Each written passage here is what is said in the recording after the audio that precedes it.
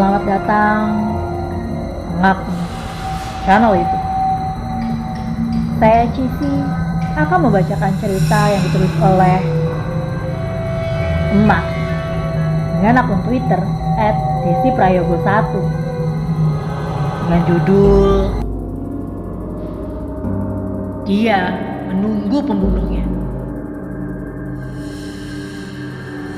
Jangan lupa untuk di like, subscribe, dan share video ini. Selamat mendengarkan.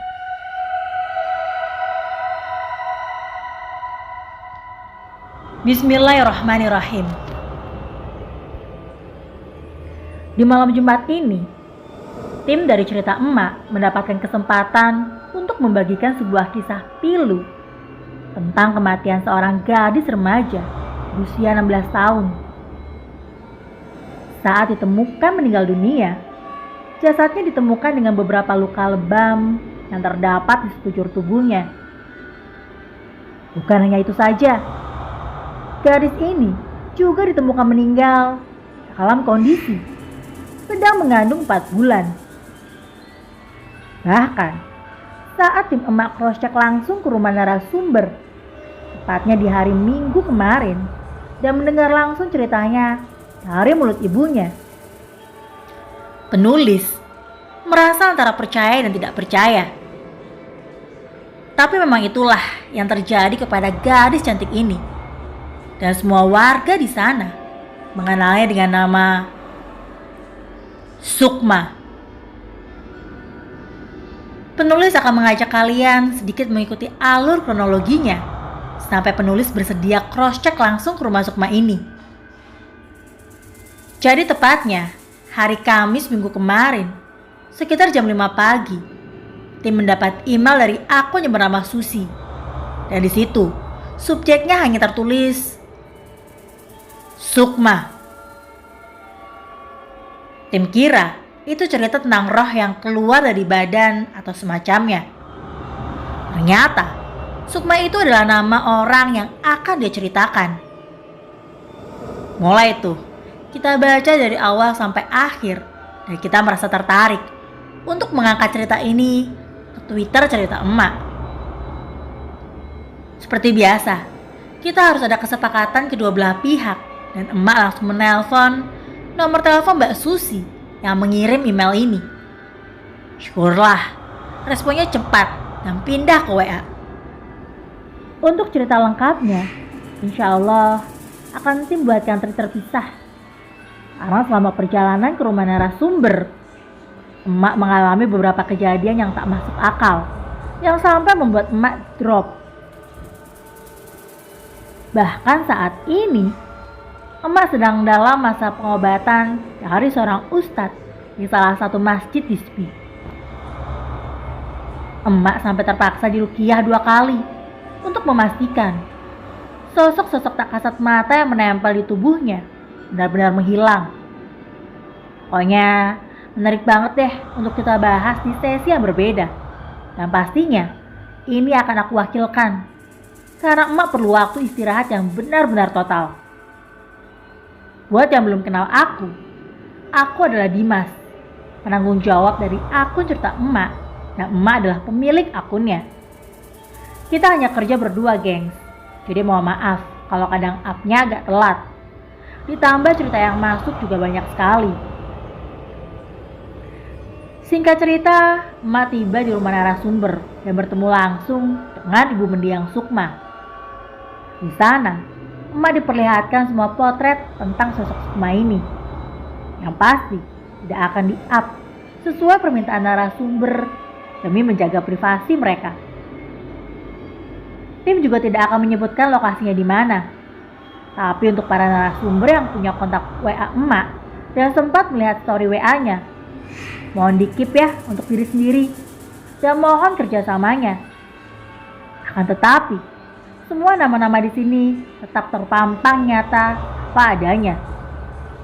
Tujuannya untuk menotis satu orang yang harusnya bertanggung jawab penuh atas kematian Sukma. Sayangnya, orang itu seperti hilang begitu saja tanpa meninggalkan jejak, dan membuat arwah Sukma sampai detik ini masih terus menunggu orang itu untuk mempertanggungjawabkan perbuatannya. Benar, arwah Sukma masih gentayangan di sekitar desanya. Bahkan, lebih seringnya di tempat ditemukan jasadnya. Kesaksian ini juga diungkapkan semua penduduk desa tempat tinggal Sukma. Bahkan ada beberapa orang dari desa sebelahnya yang turut bersaksi melihat arwah Sukma pas di depan matanya. Kalian penasaran dengan ceritanya? Mari kita baca bersama alur ceritanya. Tahun 2015, di sebuah desa ditemukan sesosok jasad perempuan tanpa busana di sebuah parit dekat perkebunan jagung milik seseorang. Jasad tersebut ditemukan meringkuk sambil memeluk boneka Mickey Mouse yang penuh cipratan darah kering di sekitar permukaan boneka. Salah seorang warga pemilik kebun jagung itulah yang menemukan jasad tersebut lebih dahulu. Awalnya, orang ini, kita panggil saja Pak Udin, tidak mengenali jasad ini dikarenakan tubuhnya yang sudah pucat kehijauan, setengah membiru dan membengkak. Karena panik, Pak Udin lantas memanggil beberapa warga yang kebetulan juga sama-sama sedang berada di kebun mereka yang lokasinya tak jauh dari kebun milik Pak Udin. Warga ramai berdatangan ke lokasi, dan ketika aparat desa datang dengan membawa beberapa polisi beserta tim medis, barulah jasad itu diangkat dari parit. Dan warga terkejut ketika melihat wajahnya. Sebab mereka semua yang ada di sana mengenal kalau wajah itu adalah wajah Sukma. Gadis 16 tahun yang sempat dikabarkan hilang 2 minggu sebelumnya. Pak Udin meyakinkan polisi bahwa kemarin-kemarin waktu dirinya sedang di kebun dan melewati parit tersebut, jasad Sukma belum ada di sana. Polisi lantas menyimpulkan bahwa jasad Sukma baru semalam diletakkan di parit ini. Tapi menurut hasil otopsi, bahwa Sukma ini sudah meninggal hampir seminggu lamanya. Bisa jadi, ketika Sukma dinyatakan hilang, sebenarnya dia diculik dan dihajar sebelum akhirnya penculik itu memilih untuk menghilangkan nyawanya dengan cara yang cukup sadis. Dan polisi juga menambahkan bahwa Sukma ini sebelumnya disetubuhi berkali-kali oleh beberapa orang yang berbeda. Ditambah, polisi juga mengatakan bahwa Sukma saat diotopsi sedang berbadan 2 dan usia kandungannya sudah 4 bulan. Lah, tambah kaget warga yang mendengar itu. Seakan warga tidak percaya. Padahal terakhir mereka melihat Sukma sebelum hilang, kondisinya biasa saja, bukan seperti orang yang sedang hamil. Kondisi tubuh Sukma itu kurus, jadi kalau hamil pasti kelihatan. Tapi ini gak kelihatan sama sekali, ujar Mbak Susi kepada emak saat di rumah Sukma. Menurut hasil yang diberikan polisi, kemungkinan Sukma meninggal akibat lebam yang ada di paru-parunya dan kerusakan di beberapa organ vitalnya, yang akhirnya membuatnya kehilangan kesadaran, susah bernafas, dan meninggal dunia. Sukma juga ditemukan dalam kondisi yang kurang gizi, seperti tidak diberi makan berhari-hari, serta terdapat beberapa kandungan yang tidak selayaknya ada di saluran pencernaan manusia, seperti kotoran manusia, dan beberapa hal lainnya yang dimana penulis tidak sanggup menyebutkannya di sini. Di bagian alat vital Sukma juga ditemukan dalam kondisi yang membengkak dan bernanah.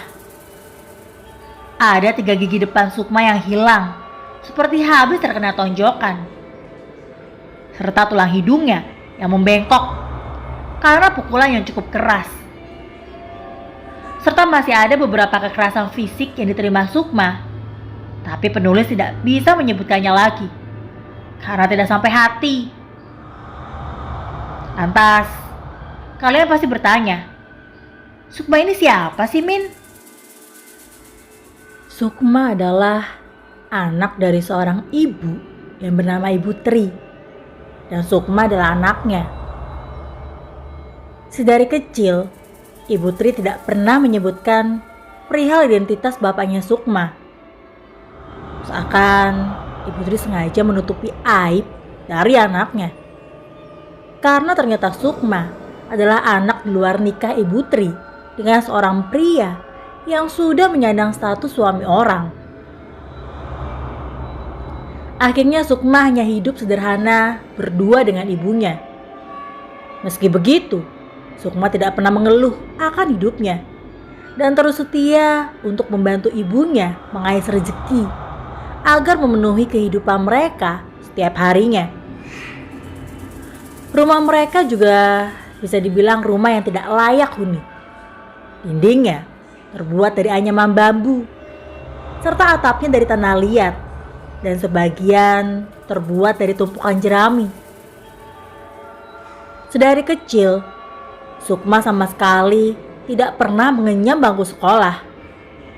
Ibu Tri hanya mengajarkan Sukma huruf dan angka sebisanya di rumah. Putri mengambil buku bekas tetangganya dan mengajarkan apa yang ada di buku itu kepada Sukma. Itu pun hanya buku bacaan anak TK. Dan selebihnya Putri juga tidak paham karena dirinya pun hanya tamatan SD kelas 2. Kurikulumnya juga berbeda dengan tahunnya Sukma yang membuatnya kesusahan untuk memahami apa yang diajarkan di buku itu. Sukma terpaksa tidak sekolah lantaran sangat minimnya keuangan mereka. Setiap harinya, Sukma akan memberi makan hewan ternak tetangganya dan angon ternak tetangganya di sebuah padang rumput di bawah bukit dekat rumahnya, sambil dirinya membaca buku bacaan TK bekas milik tetangganya. Kadang pemilik ternak hanya membayarnya dengan sebungkus nasi, atau kadang jika Sukma beruntung, dia akan dibayar dengan uang yang sepadan dengan kerjaannya. Rutinitas itu terus Sukma lakukan sampai dirinya berusia 14 tahun. Hidupnya mulai sedikit ada kemajuan.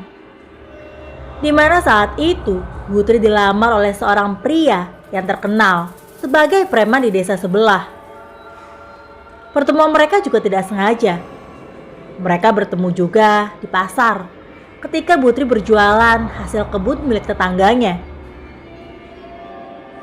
Seperti yang aku bilang, di sana banyak sekali kebun milik warga yang ditanami jagung, singkong, pisang dan lain-lain. Dan Putri inilah yang biasanya menjualkan hasil kebun mereka ke pasar dengan mengambil untung sendiri di setiap dagangan yang mampu dia jual. Putri yang awalnya menolak lamaran pria ini lama-lama luluh karena pria ini menjanjikan padanya untuk membahagiakan dia dan anaknya. Semua Putri lakukan itu pun demi masa depan Sukma. Dan akhirnya pernikahan mereka pun digelar. Kita panggil saja suami Putri ini dengan nama Pak Gatot. Semua nama-nama yang tertulis ini memang nama aslinya, tapi dalam bentuk panggilan ya. Penulis gak ingat nama lengkapnya, jadi kita tulis nama panggilannya aja. Pak Gatot sedikit demi sedikit mulai memenuhi janjinya. Diboyongnya Putri dan Sukma ke rumah Pak Gatot. Mereka pun mulai nampak meninggalkan rumah tua Putri. Bahkan Sukma yang usianya 14 tahun pun sudah bersekolah. Tapi dia masih harus memulainya di bangku kelas 3 SD. Karena Sukma harus mulai belajar dari membaca dan menulis dengan baik terlebih dahulu. 2 tahun lamanya warga tidak mendengar kabar Putri karena sudah ikut dengan Pak Gatot. Tiba-tiba warga terkejut ketika ibu Mbak Susi yang baru pulang dari sholat Isya berjamaah di musola tidak sengaja bertemu Putri dalam perjalanan pulang ke rumah. Beliau melihat Putri membawa tas besar dan menggandeng Sukma di tangan kirinya. Tubuh Putri nampak kurus dan banyak sekali luka lebam di wajahnya. Usut demi usut, ternyata selama ini Putri tinggal dengan Pak Gatot. Dirinya mendapat kekerasan atau KDRT. Putri mencoba melaporkannya kepada pihak polisi, tapi sayangnya mereka seperti terlalu takut berhadapan dengan sosok Pak Gatot ini. Pak Gatot ini seperti sangat-sangat disegani oleh orang-orang di sekitar desa sana. Bahkan nyatanya, polisi sekitar tempat Pak Gatot enggan membantu Putri untuk mengusut kasus KDRT yang diterimanya. Alhasil, baliklah Putri dan Sukma ke rumah lamanya. Saat itu, usia Sukma sudah hampir 16 tahun dan sudah duduk di kelas 5. Ibu Mbak Susi lantas mengantar Putri sambil membawakan tas bawaannya ke rumah lamanya. Setibanya di sana, Ibu Mbak Susi ini nggak tahu lebih jauh karena beliau langsung pamit balik ke rumahnya. Takutnya Putri dan Sukma ini capek dan mau istirahat. Sungkan kalau ditanya-tanya lebih jauh. Pulanglah Ibu Mbak Susi ke rumahnya. Keesokan harinya, Putri ini terlihat sedang menjemur bajunya yang habis dicuci di depan rumah. Karena memang Putri kalau jemur baju, ya di depan rumah. Lalu dihampiri sama Pak RT setempat. Pak RT menanyakan perihal urusan Putri kembali ke rumah ini. Dan ternyata Putri memilih untuk bercerai dari Pak Gatot, lalu kembali menempati rumah ini.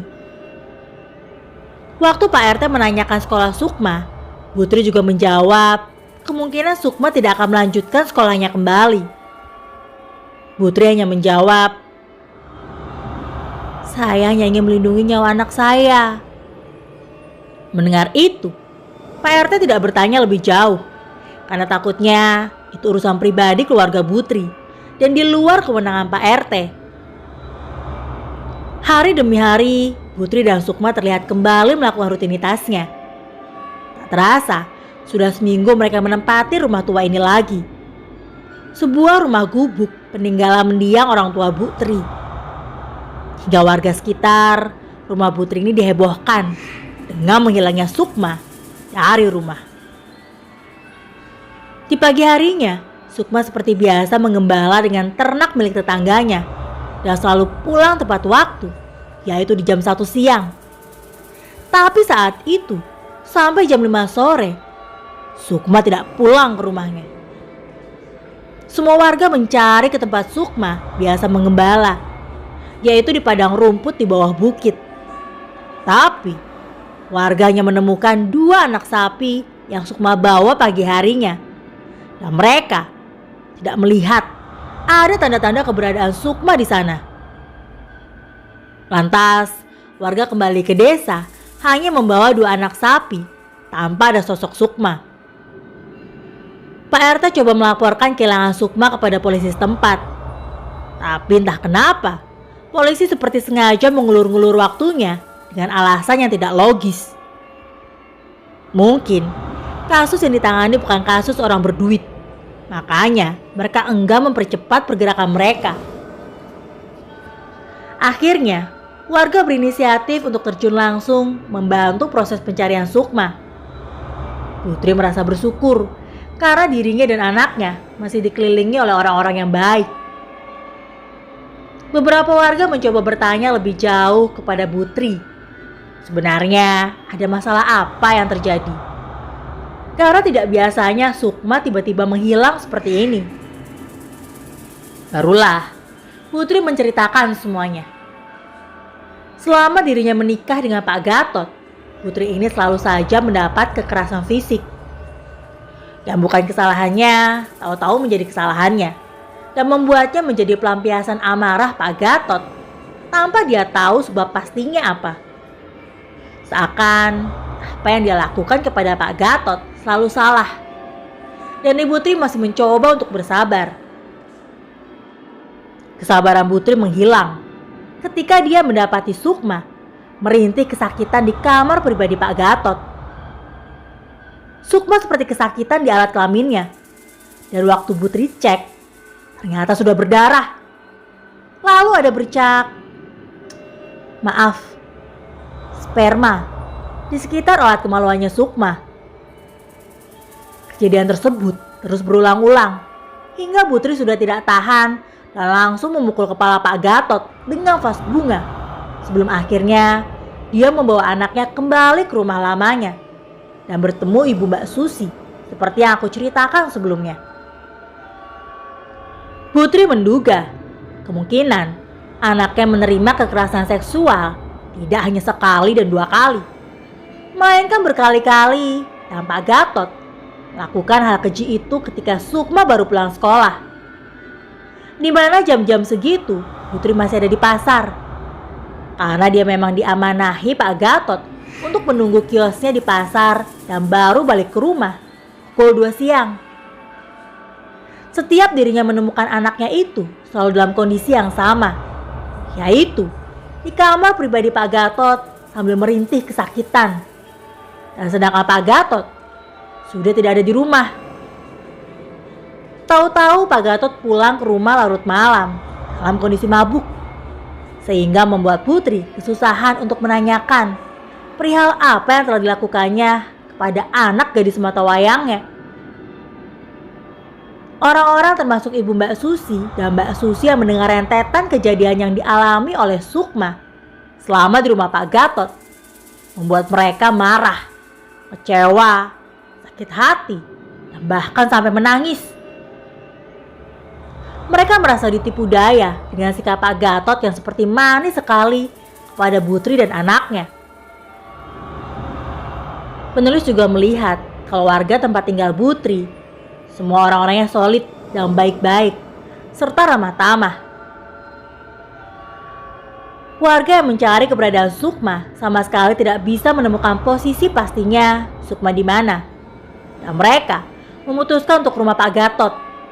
Pikir mereka Sukma balik lagi ke rumah Pak Gatot karena lupa kalau dia udah gak tinggal lagi di sana dan takut mau pulang sendiri. Harapan warga Sukma tetap dalam kondisi yang baik-baik saja dan tidak terluka sama sekali.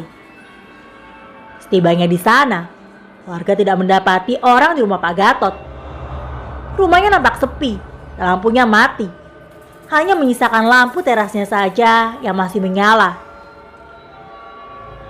Warga lalu menanyakan keberadaan Pak Gatot ke rumah tetangga sekitarnya, di mana semua tetangga Pak Gatot mengatakan hal yang sama, kalau Pak Gatot tidak berada di rumah karena RT rumah Pak Gatot berkata bahwa Pak Gatot rindu dengan anaknya. Makanya beliau mau bertandang ke rumah istri lamanya demi bisa menemui anaknya. Katanya sih Pak Gatot akan pergi ke rumah mantan istrinya sekitar semingguan, bahkan bisa lebih. Pikir tetangga, Pak Gatot mungkin merasa rindu dengan putrinya.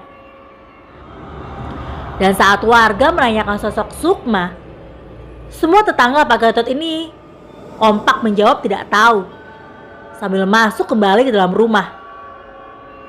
Dikarenakan warga yang membantu proses pencarian Sukma menemui jalan buntu, Putri pun merelakan kepergian Sukma yang entah kemana itu perginya. Tapi dalam hati kecilnya Putri yakin kalau hilangnya anaknya pasti ada sangkut pautnya dengan sosok Pak Gatot. Tidak mungkin Pak Gatot dengan mudah melepaskan mereka berdua dari genggamannya. Pasti Pak Gatot berusaha menculik Sukma agar dirinya mau memperbaiki hubungannya dengan Pak Gatot. Seolah Pak Gatot menganggap KDRT yang dia lakukan kepada Putri dan Sukma adalah sebuah candaan semata. Lantas, jika memang maunya seperti itu, kemana perginya sosok Pak Gatot yang bersamaan dengan hilangnya Sukma? Apakah mungkin dirinya benar di rumah istri tuanya? Sedangkan kedatangannya saja sama sekali tidak diharapkan oleh pihak keluarga mantan istrinya. Semakin lama, Putri semakin larut dalam kesedihannya. Di setiap sujudnya, Putri tidak pernah lupa menyertakan nama Sukma. Sampai suatu hari, Ibu Putri pernah bermimpi bertemu dengan anaknya. Anaknya terlihat compang-camping. Sukma menghampiri Putri, hanya menangis terus dan tidak mengeluarkan suara. Berkali-kali, Putri bertanya-tanya. Tapi responnya, Sukma hanya menangis. Saat Putri mencoba akan memeluknya, justru sosok Sukma ini menghilang. Bahkan pernah Putri bermimpi anaknya ini kedinginan dan memintanya untuk dipeluk. Tapi ketika dipeluk, tahu-tahu hilang gitu aja. Mimpi seperti itu terus dan terus berulang-ulang terjadi di setiap tidurnya Putri. Putri bingung mengartikannya. Apa ini sebatas mimpi? Atau memang tersirat sebuah makna di dalamnya? Hingga hari temukannya jasad Sukma di sebuah parit di kebun milik tetangganya pagi-pagi buta. Putri yang mendapat kabar itu antara percaya dan tidak. Rasanya saat itu Putri seperti disambar petir pagi-pagi. Waktu Putri melihat langsung kondisi jasad anaknya, seketika darah tingginya langsung naik dan jantungnya seperti berhenti lalu pingsan. Dari situ Putri tidak ingat apa-apa. Sadar-sadar beliau sudah ada di rumah sakit yang di sampingnya ada Mbak Susi. Ibu Mbak Susi dan Bu RT. Putri terbangun dengan badannya yang lumpuh. Dokter juga bilang kalau Putri ini harus rajin minum obat dan sering melakukan terapi. Kesehatannya pasti bisa pulih kembali. Jangankan untuk terapi, untuk makan setiap harinya saja, dia akan mengalami kesusahan untuk mencarinya sendiri di tengah-tengah kondisinya seperti ini. Beruntungnya, waktu itu semua biaya berobat ditanggung sama Bu RT. Semenjak itulah, Mbak Susi dan ibunya bergantian menjaga Putri di rumahnya. Mulai dari membersihkan kotoran Putri, sampai menyuapinya makan dan menemani Putri agar tidak terus larut dalam kesedihan. Bagaimanapun, seorang ibu tetaplah seorang ibu. Hampir setiap hari, Putri menangis sambil terus memanggil nama Sukma. Seakan dirinya masih belum terima dengan meninggalnya Sukma dan menganggap Sukma masih hidup. Padahal jasadnya saja sudah tidak bernyawa. Kembali ke cerita. Putri dibawa pulang ke rumahnya bersamaan dengan jasad Sukma yang dibawa pulang. Warga mengusulkan agar Putri tetap dibaringkan di kamarnya saja, sedangkan jasad Sukma di ruang tamu untuk dilakukan proses sebelum dimakamkan. Jadi mereka sama-sama terbujur, hanya terpisah sekat dinding besek dan di arah yang berbeda. Putri juga masih ingat betul wangi terakhir Sukma yang bahkan sampai detik ini masih menempel kuat di hidungnya. Pemakaman pun berjalan semestinya. Walaupun Putri tidak bisa turut ikut, setidaknya doanya akan selalu menemani Sukma menuju ke tempat terbaik di sisi Allah. Tapi sepertinya Allah memiliki rencana lain dengan kuasanya.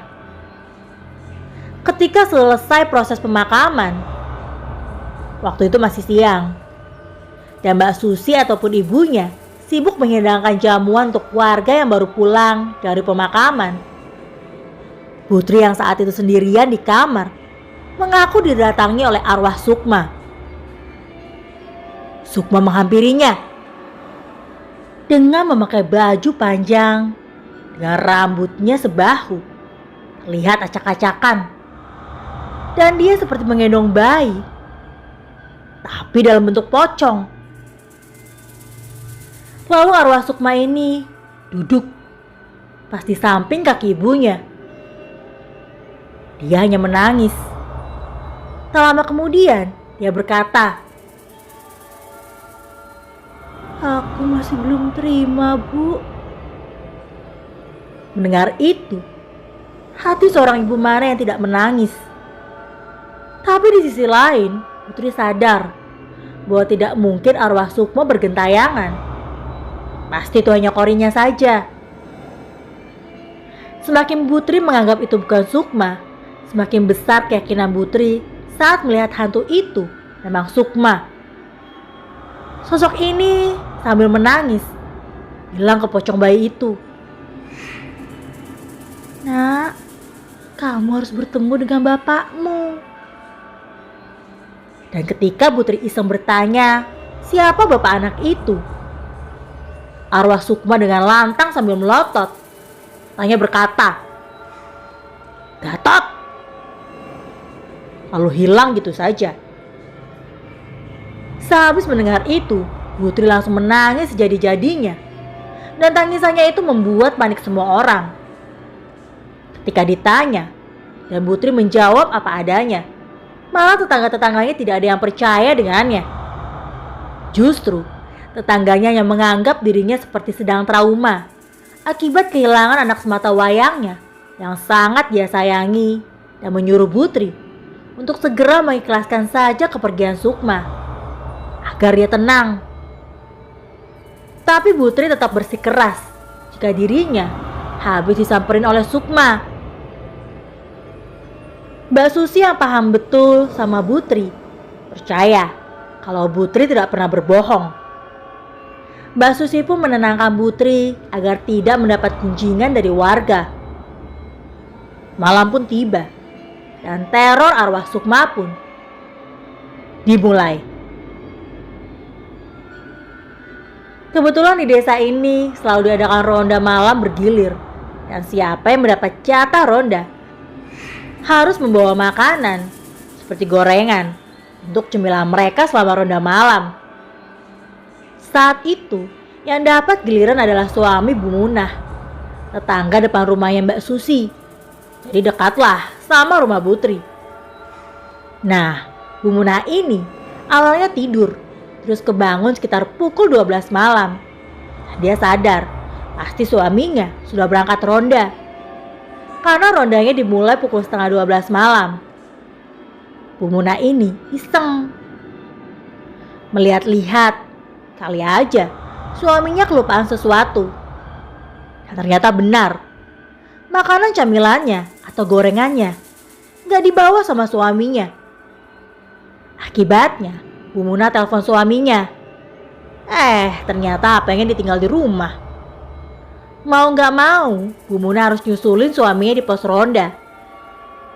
Pikir Bu Munah, apa-apalah, kan tempatnya deket, hanya di pinggiran gang depan. Mulai itu, Bu Munah siap-siap memakai kerudungnya dan keluar rumah. Begitu Bu Munah membuka pagar, dia melihat ada sosok perempuan yang penampilannya seperti orang gila, memakai baju putih, duduk-duduk di teras rumah Putri. Awalnya, Bu Munah tidak berpikir aneh-aneh dan lanjut keluar rumah sambil menutup pagar. Pas hendak berbalik, sosok ini berasa semakin dekat dengannya. Sosok ini semakin berjalan maju hingga jarak mereka kini tidak terlalu jauh. Sampai Bu Munah bisa melihat kalau sosok itu adalah Sukma yang sambil menggendong bayi pocong di tangan kirinya. Bu Munah yang melihat itu sampai terkencing-kencing di tempat sebelum akhirnya tubuhnya mulai bisa digerakkan, dan beliau langsung berlari menuju suaminya di pos ronda. Sampai-sampai gorengan yang dibawa Bu Munah terjatuh berceceran di jalan-jalan. Setibanya di pos ronda, Bu Munah langsung menceritakan semuanya. Dan bapak-bapak yang ronda waktu itu berniat ngecek ke lokasi yang dimaksudkan oleh Bu Munah. Waktu dicek, ternyata benar. Bapak-bapak ini juga melihat sosok arwah Sukma yang persis seperti yang diberitahu oleh Bu Munah.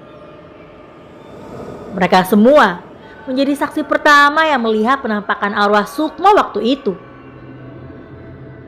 Sukma yang melihat mereka ketakutan langsung tertawa dan seketika marah. Sambil mendekat, arwah Sukma berkata, "Bawa ke sini Gatot. Anakku dibunuh. Aku dibunuh. Dan dia juga harus mati sama aku." Diakhiri dengan suara tawa Sukma, lalu sosok arwah itu menghilang. Orang-orang yang saat itu ronda langsung bubar pulang ke rumah masing-masing. Besok paginya, mereka mencoba menceritakan kejadian malam itu kepada Pak RT setempat. Justru Pak RT tidak percaya dan menyuruh mereka agar cerita ini jangan sampai terdengar di telinga Putri. Takutnya bisa mengganggu kondisi kesehatannya. Karena dari cerita itu tidak ada warga yang berani ronda. Mau tidak mau, malam berikutnya Pak RT lah yang harus ronda. Kenapa dipaksa sih, Mak? Kalau udah jelas ada teror kayak gitu. Ya mau gimana lagi? Pak RT harus tetap mengirim laporan ronda rutin kepada Pak Kades. Dengan segala keyakinan, Pak RT mulai melakukan ronda dengan ditemani anak laki-lakinya yang bernama Heru. Mereka keluar rumah sekitar jam 11:30 malam. Dan benar-benar hanya berdua. Saat membuka pintu, Heru ini sudah memiliki firasat yang gak enak. Karena samar-samar, Heru mendengar ada yang menangis di depan rumah. Bukan di area dalam rumahnya, tapi di luar pagar rumahnya. Jadi pagar depan rumah Pak RT ini ada temboknya. Dan suara itu, Heru yakini ada di balik tembok itu. Paham kan ya? Pagar tapi setengahnya tembok. Heru yang keluar lebih dulu mencoba memastikan. Mungkin saja pendengarannya sedang terganggu. Atau gimana ya? Mungkin dia salah dengar. Semakin Heru berjalan keluar, suara tangisan itu semakin lirih. Tapi saat Heru melangkah mundur, suaranya keras. Panik dong Heru yang mendengar itu. Tapi tekadnya masih bulat, ingin tahu itu suara siapa. Ketika Heru mulai membuka pagar dan sedikit mengeluarkan kepalanya untuk mengintip keluar, ternyata benar. Dia mendapati sosok Sukma balik tembok pagarnya sambil menimang-nimang bayi pocong di tangan kirinya. Melihat itu, Heru ketakutan dan kembali masuk ke dalam rumahnya. Sampai-sampai di saat menutup pintu setengah membanting yang membuat kedua orang tuanya kaget. Barulah Heru bercerita kepada orang tuanya apa yang barusan dia lihat. Pak RT dan istrinya merasa percaya karena Heru ini memang anaknya tidak pandai bohong. Ditambah ekspresi Heru yang saat itu panik, takut, dan sampai berkeringat dingin. Akhirnya membuat Pak RT enggan untuk ronda malam itu. Berdasarkan kesaksian anaknya, Pak RT membuat laporan kepada Pak Kades mengenai teror hantu Sukma ini. Teror selanjutnya alami sendiri sama Mbak Susi. Saat itu dia sedang sendiri di rumah karena ibu dan bapaknya harus pergi ke kota karena ada saudaranya meninggal. Mbak Susi awalnya diajak, tapi dirinya memilih untuk tetap stay aja di rumah. Toh kalau dia ikut, yang merawat Ibu Tri siapa? Singkat cerita, setelah mengurus Putri, Mbak Susi ini kembali ke rumahnya untuk bersih-bersih dan tidur. Karena besok, dia harus mengantar Putri cek kesehatan di puskesmas atau di balai kesehatan. Masuklah Mbak Susi ke rumahnya dan langsung pergi ke kamar mandi untuk bersih-bersih. Setelah itu tidur. Sebelum tidur, Mbak Susi ini iseng pegang HP buat sebatas melihat chat pesan dari teman-temannya. Tak lama kemudian, Mbak Susi sudah benar-benar ngantuk dan akhirnya dia tertidur. Sekitar pukul 2 pagi atau setengah 3 pagi, Mbak Susi ini kebangun. Antara kakinya ada yang menggerakkan sambil memanggil-manggil namanya. Mbak Susi yang gak asing dengan suara itu bangun sambil merespon. Apa sih Sukma?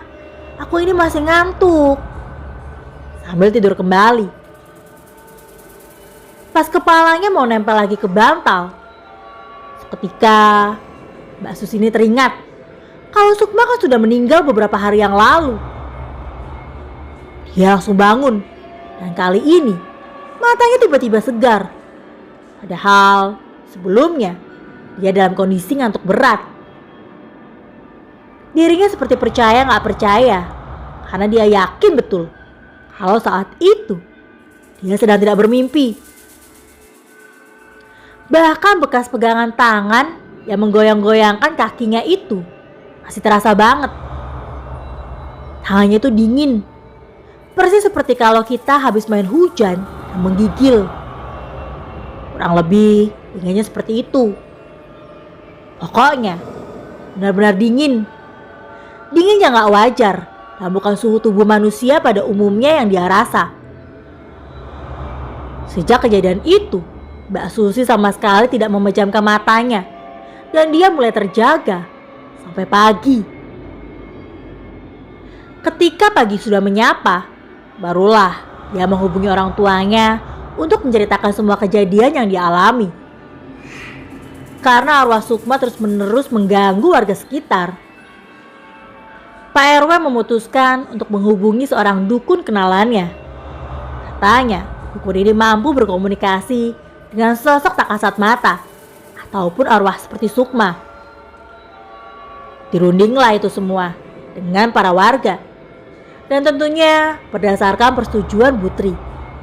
Tapi sayangnya, Putri tidak setuju dan menganggap kalau yang mengganggu itu bukan arwah anaknya, melainkan arwah iblis yang menjelma sebagai anaknya. Putri yakin anaknya sudah tenang di alamnya, dan Putri tidak setuju jika semua warga sampai harus mengganggu Sukma yang bahkan makamnya saja baru kering. Warga yang sudah resah tetap mendesak Pak RW untuk menjalankan rencananya tanpa sepengetahuan Putri.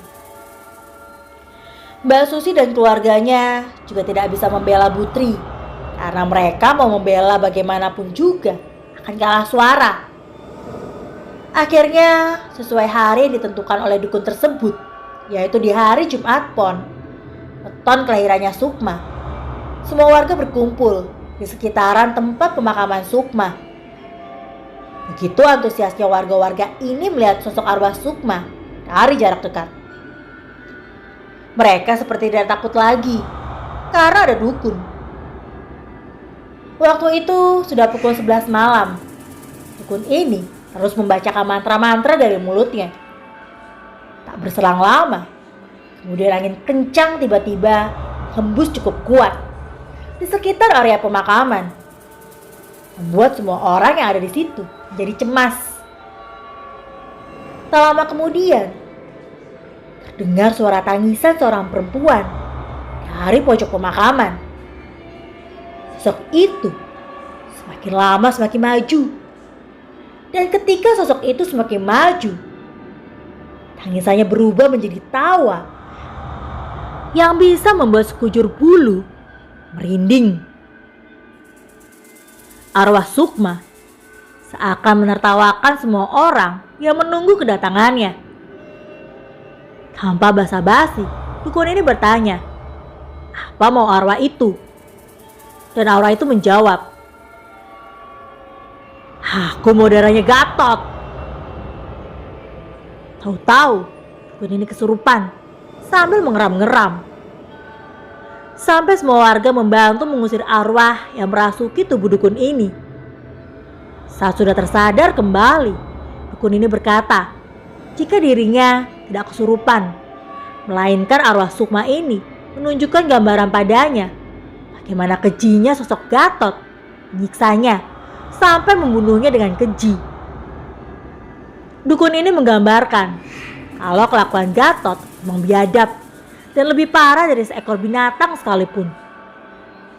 Jika menurut keterangan dukun itu, Sukma diculik terlebih dahulu. Gatot yang melihat Sukma sedang sendirian menggembala anak sapi. Dari awal, Gatot sebenarnya mengincar Sukma, tapi karena dia masih terlalu kecil untuk dinikahi, makanya Gatot memilih berpura-pura untuk menikahi ibunya Sukma agar bisa selalu dekat dengan Sukma, kata dukun itu. Sayangnya, Gatot tidak bisa terus-terusan hidup dengan ibunya Sukma dan sempat menaruhi Sukma untuk dinikahi. Akan tetapi, Sukma menolak.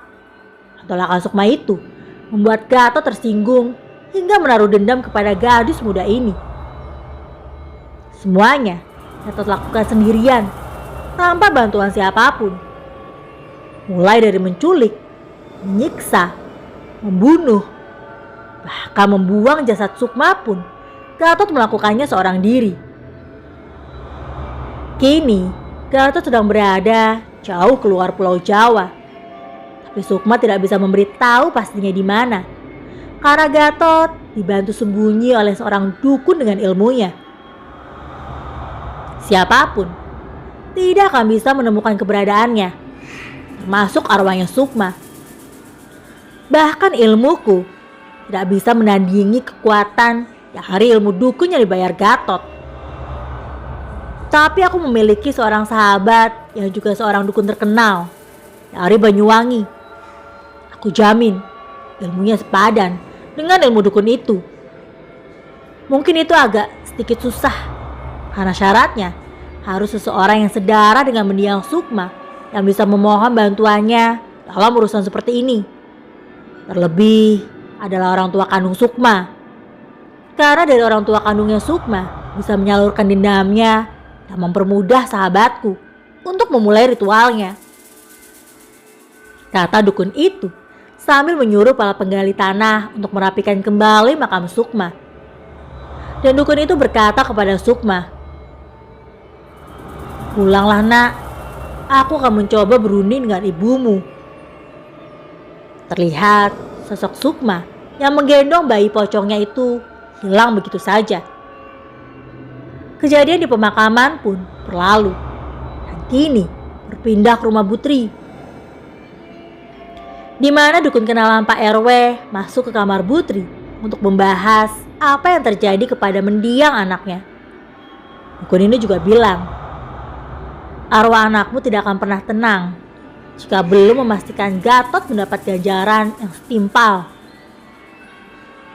Lagi dan lagi, Putri menolak, bahkan mengusir dukun itu, karena dia tidak ingin berbuat musyrik hanya demi arwah yang belum pasti.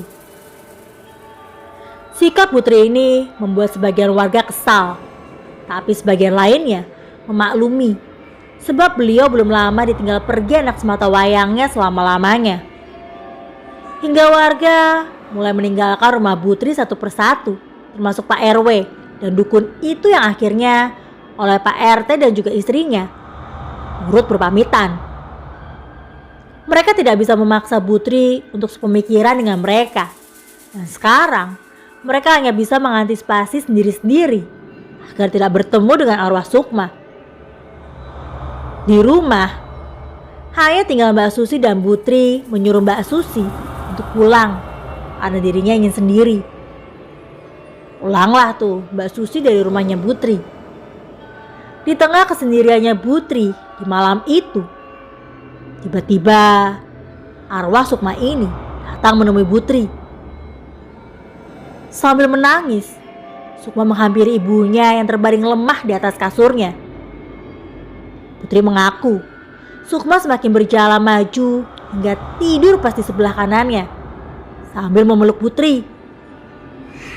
Putri juga merasakan betapa dinginnya tubuh Sukma saat itu. Tapi Putri tidak bisa berbuat apa-apa. Tubuhnya tidak bisa digerakkan karena lumpuh. Merinding dan takut jelas Putri rasakan.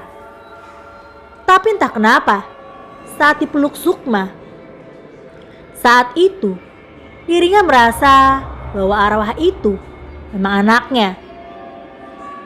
Namanya ikatan batin seorang ibu dan anak sampai kapanpun akan terus nyambung. Sukma sambil memeluk ibunya berkata, "Bu, hatiku sakit. Salahku apa?" "Kalau hatimu sakit, nak, ikhlaskan. Biar jalanmu terang. Nanti yang jahat ke kamu akan menerima ganjarannya sendiri. Kamu jangan khawatir. Allah tidak tidur. Takdir setiap manusia sudah diatur. Kalau kamu bales, apa bedanya kamu sama orang itu, nak?" Kamu pikir hati ibu gak sakit? Sakit, nak. Tapi sekarang ibu sudah ikhlas. Ibu tidak mau kamu kesakitan di sana kalau ibu belum ikhlas, jawab Putri sambil menitikkan air mata. Arwah Sukma hanya menjawab, "Iya, Bu. Maaf." Untuk mencairkan suasana, Putri iseng berkata, "Anak kamu cowok apa cewek? Kok gak bilang kalau hamil tondok ke ibu? Masa ibunya sendiri malah taunya dari polisi?" "Cowok, Bu," sambil tertawa kecil. "Pasti ganteng ya? Karena kamu kan cantik, nak." Arwah Sukma hanya membalas anggukan dan terus dalam posisi memeluk ibunya. 5 menit kemudian, arwah Sukma ini seperti berpamitan kepada ibunya. Tapi sebelum menghilang, dirinya berkata, "Bu, maafin saya karena terlalu banyak mengecewakan ibu." Kepergian arwah Sukma saat itu membuat tangis Putri pecah seketika. Bahkan tangis Putri sampai terdengar ke rumah Mbak Susi dan membuatnya panik sampai harus menghampiri Putri ke rumahnya. Di sana, Mbak Susi hanya menjumpai Putri seorang diri di kamar yang sedang menangis pilu. Tapi anehnya, jendela kamar Putri terbuka. Padahal dia ingat, sebelum dirinya pulang, jendela itu sudah dia kunci. Mbak Susi lantas meminta Putri untuk cerita tentang apa yang baru saja terjadi kepadanya. Dan Putri berkata, "Aku barusan berbincang-bincang sama anakku, Sus," sambil meneteskan air mata. Karena kondisi Putri yang malam itu sedang kalut, membuat Mbak Susi tidak tega meninggalkannya seorang diri. Dan mau gak mau, malam itu Mbak Susi terpaksa menginap di dalam rumah Putri. Esokan harinya, Mbak Susi diceritakan semuanya sama Putri sambil menyuapi Putri sarapan. Mendengar itu, Mbak Susi otomatis langsung menangis. Anehnya, sejak kejadian itu, arwah Sukma tidak lagi menampakkan diri di desa itu. Tapi banyak yang bilang kalau arwah Sukma masih sering terlihat di perkebunan tempat jasadnya dibuang. Seperti dirinya sedang menunggu pembunuhnya datang ke tempat itu. Banyak yang bilang sampai detik ini arwah Sukma masih menghantui perkebunan milik Pak Udin dan selalu menampakkan wujudnya ketika sudah menjelang surut. Pak Udin saja tidak berani ke kebunnya dan membuat kebun milik Pak Udin sekarang terlihat seperti tidak terawat, menambah kesan angker. Katanya sih udah coba dijual berkali-kali, tapi gak laku-laku, jadi dibiarkan begitu. Cuma terakhir, tanaman-tanaman liarnya dipangkas semua sama Pak Udin, dan sekarang terlihat seperti tanah lapang yang luas.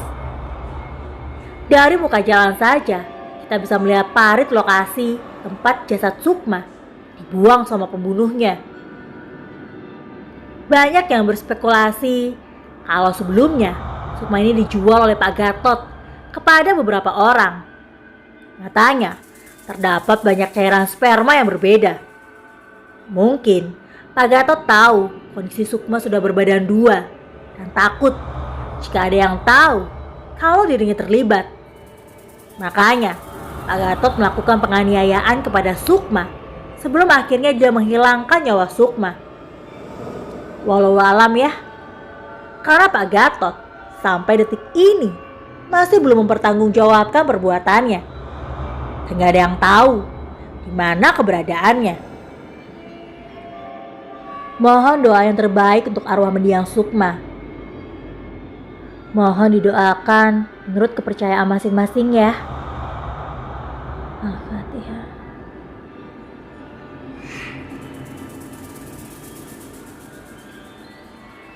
Kini, kondisi Putri sudah membaik jauh sekali. beliau sudah bisa menggerakkan badan dan tangannya. Sekarang, beliau sudah bisa duduk, meski kakinya masih belum bisa digerakkan. Pasti kalian bingung ya, kenapa keluarga Mbak Susi bersedia merawat Putri waktu itu? Jadi keluarga Mbak Susi dan Putri ini masih ada ikatan saudara, tapi jauh. Putri juga mengucapkan terima kasih karena tim cerita emak bersedia datang untuk menemuinya dan mendengarkan seputar mendiang anaknya. Putri juga berpesan, jika kalian membaca cerita ini di atas jam 12 malam dan tiba-tiba mendengar suara perempuan menangis, langsung tidur ya. Karena itu adalah arwah Sukma yang menemani kalian membaca cerita ini.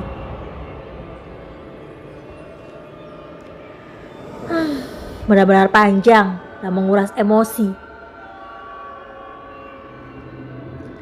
Penulis pun dibuat begitu. Jesse juga sama.